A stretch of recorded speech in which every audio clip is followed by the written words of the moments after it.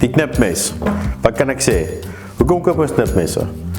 Wel, ons koop met verskillende redes, maar vir my gaan dit altyd oor, is hy prakties, maar ook is hy mooi. Partykeer koop ek 'n mes omdat hy vir my mooi is. Glad nie oor hy prakties is nie. Hier is byvoorbeeld enetjie, die mooiste klein Japaneese mesie.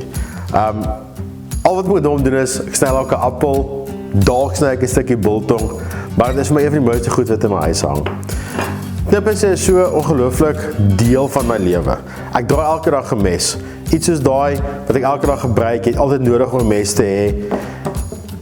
Die ou biltongmesie, wat sal ons doen sonder hom in Suid-Afrika? Die mes natuurlik ken ons almal baie goed. Dis seker een van die mense wat die meeste verkoop word in Suid-Afrika, die goeie ou Okapi. Nou hierdie mes se gebruik in ons huis is absoluut vir my vrou. Om bokse oop te sny en goed rond te krap, so dit sien nie een van my mooi knipmesse hoef te gebruik nie. Sy gebruik nog steeds baie keer vir my ander messe, maar ons hoop meeste van die tyd gebruik sy daai ouetjie. So ja, hoeveel knipmesse het jy? Hier is maar net 'n paar van die knipmesse wat in my huis lê, dit wat ek gebruik en ek wil graag weet, wat is jou gunsteling knipmes?